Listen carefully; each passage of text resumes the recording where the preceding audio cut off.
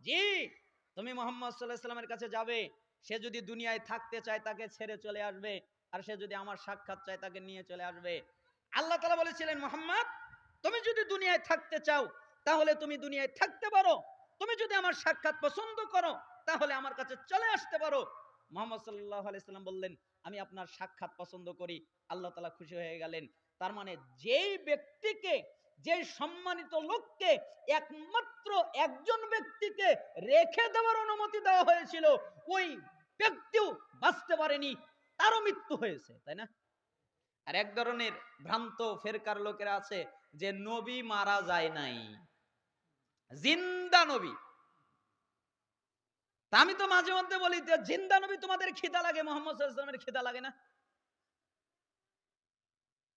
তোমাদের ওই নবী আমাদের নবী না, যে নবী জিন্দা নবী। আর আমাদের নবী তো ওই নবী, যে নবী কোরআনের নবী, যে নবী ইসলামের নবী, যে নবী হাদিসের নবী, যে নবী আমাদের নবী, যে নবী শাফাআত করনেওয়ালা নবী, যে নবী আল্লাহর নবী, যার সম্পর্কে আল্লাহ বলেছেন সূরা জুমারের 30 নম্বর আয়াতে, ইন্নাকা মাইয়িতু ওয়া ইন্নাহুম মাইয়িতুন, হে নবী আপনিও মারা যাবেন, তারাও মারা যাবে, ঠিক না? আমাদের এই নবী, ওই জিন্দা নবী আমাদের নয়, ওটা তোমাদের। আমাদের নবী মারা গেছেন, তিনি মৃত্যুবরণ করেছেন, তার মৃত্যু হয়েছে, তবে তার দেহ অক্ষত রয়েছে। কেন? নবীদের দেহ মাটি খেতে পারে না, কিন্তু তিনি মারা গেছেন। এবার যে হাদিসে এসেছে সালাম দিলে তিনি সালামের জবাব শুনতে পান, আরেকটি হাদিসে এসেছে যখন তাকে সালাম দেওয়া হয় আর ওটা কবুল হয়, তখন আল্লাহ তাকে তার রুহু ফেরত দেয়, তখন তিনি সালামের জবাব দেয়, আবার রুহু চলে যায়। আর কিছু জানি না, এটুকু জানিয়েছে এটার নামই ঈমান, এটাই আকীদা, এটাই বিশ্বাস। কেন, কিরূপ, কেমন হলো, কেন সেটা, কেন এটা, কেন এগুলো আমরা জানি না। যেমন আল্লাহ বলেছেন আল্লাহর হাত আছে, আল্লাহ বলেছেন আল্লাহ দেখেন, আল্লাহ বলেছেন আল্লাহ শোনেন, আল্লাহ বলেছেন আল্লাহ কথা বলেন, আল্লাহ বলেছেন আল্লাহর অস্তিত্ব আছে, আল্লাহকে দেখা যাবে, এগুলো আমাদের ঈমান। কিন্তু আপনি যদি বলেন কেমন, তাহলে আমরা বলবো তা তো জানি না, আল্লাহর যেমন লাগবে উনি তেমন, তাই না? এটাই আমাদের আকীদা। তার মানে প্রত্যেকটা মানুষ মৃত্যুবরণ করবে, নবী আপনিও মারা যাবেন, তারাও মারা যাবে। আল্লাহ রাসূল সাল্লাল্লাহু আলাইহি সাল্লাম বলেন, আকসিরু যিকরা হাজিমিল লাজ্জাত, স্বাদ বিনষ্টকারী বস্তুর কথা তোমরা বেশি বেশি করে স্মরণ করো। যেই বস্তু তোমাদের স্বাদ নষ্ট করে দেয়, যেই বস্তু তোমাদের আনন্দ নষ্ট করে দেয়, যেই বস্তু তোমাদের আহ্লাদ নষ্ট করে দেয়, এই বস্তুটার কথা তোমরা বেশি বেশি করে স্মরণ করো। স্বাদ মানে আপনি কত স্বাদ করেছেন। আপনার 10 তলা বিল্ডিং হয়ে গেছে, আগামী কালকে 10 তলা বিল্ডিং এ উঠবেন, হঠাৎ করে আজকে মৃত্যু আপনার কাছে চলে এসেছে, আপনার স্বাদ নষ্ট করে দিয়েছে। আপনি কত পরিকল্পনা করলেন, আপনি কত জল্পনা করলেন, কল্পনা করলেন আগামী কালকে আপনি এই কাজটা করবেন, হঠাৎ করে মৃত্যু আপনার কাছে চলে আসলো, আপনার স্বাদ নষ্ট হয়ে গেল। আপনি কত কিছু করতে চাইলেন, আপনি করতে পারলেন না। একজন আলেম কিছুদিন আগে বলছিলেন, তার কথা শুনছিলাম, যে একদিন আমার এক আমার চাচা মারা গেলেন, তাই আমি চলে গেলাম, বাড়িতে গেলাম। যাওয়ার পরে আমার চাচা গোসল করালাম, চাচাকে জানাজা দিলাম, চাচাকে মাটিতে কবর দিয়ে রেখে চলে আসলাম। এরপরে যখন আমি বাড়িতে আসলাম, তখন আমার চাচি আমাকে খেতে দিল। খেতে আমি বসে দেখি কি, আমি যেই খাবার নিয়েছি ওই খাবারের মধ্যে কবুতরের গোশত। তখন আমি আমার চাচির প্রতি রাগ করে বলতেছি, চাচি এটা কি হতে পারে? মৃতের বাড়িতে গোশত আসলো কিভাবে? শোক পালন করবে, সেখানে গোশত আসলো কিভাবে? কিভাবে গোশত রান্না হলো মৃতের বাড়িতে? তখন আমার চাচি আমাকে বলল, বাবা তোমার চাচা সকালবেলা বলেছিল আমি কবুতরের গোশত খাবো, কবুতর এনেছিল, ওইটা জবাই করা হয়েছিল, ওইটা রান্না করা হয়েছিল, তোমার চাচা খাবে। তোমার চাচা বাথরুম থেকে এসে আর খেতে পারেনি, সে দুনিয়া থেকে চলে গেছে। তো তোমার চাচা এই কবুতরের গোশত খেতে পারেনি, এটা রয়ে গিয়েছিল, আর তুমি আমার ভাতিজা, আমার মেহমান, আমার বাড়িতে এসেছো, তাই তোমার চাচা না খাওয়া কবুতরের গোশতটা রেখে দিয়েছিল, রেখে চলে গেছে, ওইটা তোমার তাকদিরে রয়েছে, আমি তোমাকে মেহমানদারি করলাম। স্বাদ নষ্ট করে দিয়েছে, আনন্দ নষ্ট করে দিয়েছে, খেতে পারেনি, এটার নাম মৃত্যু। আপনারা কি মনে করেন? সবচেয়ে দামি, সবচেয়ে সত্য কথা হচ্ছে মৃত্যু। যেই মৃত্যু সবকিছুকে আলাদা করে দেয়, যেই মৃত্যু সবকিছু কেড়ে নেয়, যেই মৃত্যু এতিম করে দেয়, যেই মৃত্যু নিঃস্ব করে দেয়। কিভাবে? আমি যে জামাটা পরে আছি এটা কার?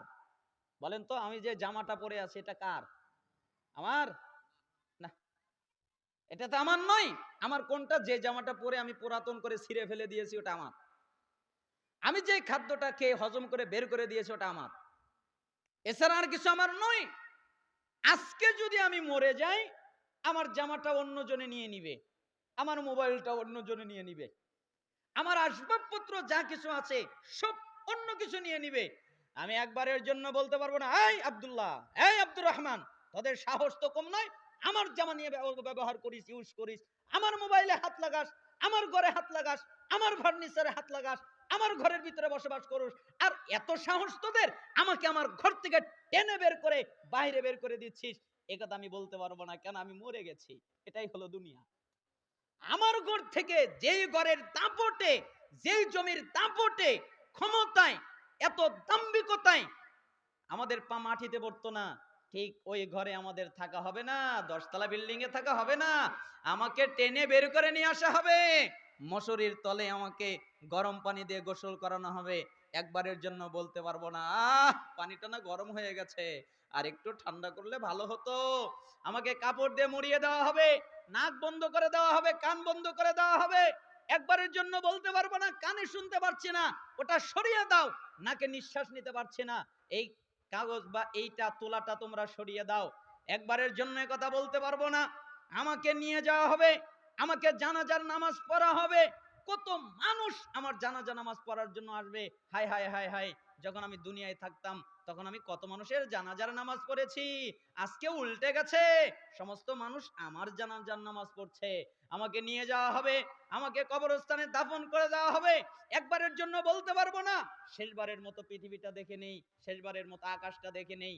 একবারের জন্য বলতে পারবো না, হে আমার আদরের মা, হে আমার আদরের বাবা, যখন তুমি, আমি দুনিয়ায় ছিলাম, প্রত্যেক দিন আমার রুমে আসতে, আমার দেখভাল করতে, আমার খেয়াল করতে, আমি খাবার খেয়েছি কিনা, আমি গোসল করেছি কিনা, আমি কোনো কাজ ঠিক মতো করেছি কিনা, তুমি তার ব্যবস্থা জানার চেষ্টা করতে। আজকে তুমি আমাকে মাটির ঘরে রেখে চলে যাচ্ছ, একবারও কি তোমার আমার কথা মনে পড়ে না? এটার নাম মৃত্যু, যা সব ধ্বংস করে দেয়, যা সবকিছু কেড়ে নেয়, যা সবকিছু ছিন্ন করে দেয়, এটার নাম মৃত্যু। তাই জিবরাইল আমিন নবীকে বললেন, আপনার যা মনে চায়, যতদিন মনে চায় জীবন যাপন করুন, কিন্তু মনে রাখেন আপনি মৃত্যুবরণ করবেন। ঠিক না? কিছুদিন আগে, ঈদের পরে, একদিন না 2 দিন আগে, ওই যে খুলনা থেকে ঢাকাগামী একটা কাভার ভ্যান যাচ্ছিল, 11 জন 12 জন লোক নিয়ে, উল্টে মারা গেল সবাই পরিবারের। তো ফেসবুকে স্ট্যাটাস লিখছিল মজা করে মানুষ, যে যদি বাড়িতে থাকতো তাহলে এরকম হতো না। কোথায় থাকলে? বাড়িতে থাকলে এরকম হতো না। তার মানে মানুষের আকীদা কত নষ্ট। অথচ বিশুদ্ধ আকীদা হলো, যার মৃত্যু যেখানে আছে আল্লাহ ওইখানে তাকে যাওয়ার ব্যবস্থা তৈরি করে দিবেন। ঠিক না? আমি একটা কিতাব পড়ি মাঝে মধ্যে, life after life, doctor Muhammad ibn Abdur Rahman al Arifi, Saudi আরবের আরব বিশ্বের একজন খ্যাতিমান বক্তা। তিনি ওনার একটা কিতাব পরকাল, লাইফ আফটার লাইফ, এই কিতাবের মধ্যে মৃত্যু কেন্দ্রিক অধ্যায়ের মধ্যে একটা ঘটনা নিয়ে এসেছেন। তিনি বলতেছিলেন যে দাউদ আলাইহিসসালামের একটা মন্ত্রী ছিল, বুজুর্গ মন্ত্রী। তো দাউদ আলাইহিসসালাম যখন মারা গেলেন, তখন এই মন্ত্রীটা সুলাইমান আলাইহিসসালামের মন্ত্রী হলেন।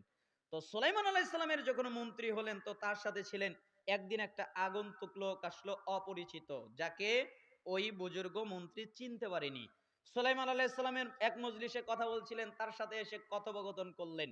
কিন্তু ওই লোকটা কথা বলতেছেন সুলাইমান আলাইহিসসালামের সাথে, আর বুজুর্গ মন্ত্রী বলতেছেন তাকিয়ে আছে আমার দিকে, বড় বড় চোখ করে আমার দিকে তাকিয়ে আছে। আমি তাই ভয় পেয়ে গেলাম।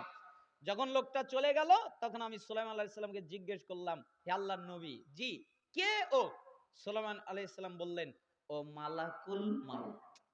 ওকে, মালাকুল মাউত। এই কথা যখন বলেছে, তখনই আমার শরীরের সমস্ত পশমগুলো দাঁড়িয়ে গেছে, আমি ভয় পেয়ে গেছি। বলে কি মালাকুল মাউত আমার দিকে বড় বড় করে তাকিয়েছিল কেন?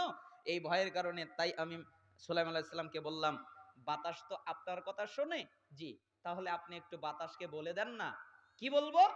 বাতাস যেন আমাকে হিন্দুস্থানের একটা জায়গায় রেখে আসে। আচ্ছা ঠিক আছে বাতাস, জি যাও তো আমার বুজুর্গ এই মন্ত্রীকে হিন্দুস্তানের জায়গায় রেখে আসো। আচ্ছা ঠিক আছে, বাতাস নিয়ে তাকে চলে ওই জায়গায় রেখে আসলো। পরের দিন আবার যখন মালাকুল মাউত সুলাইমান আলাইহিস সালামের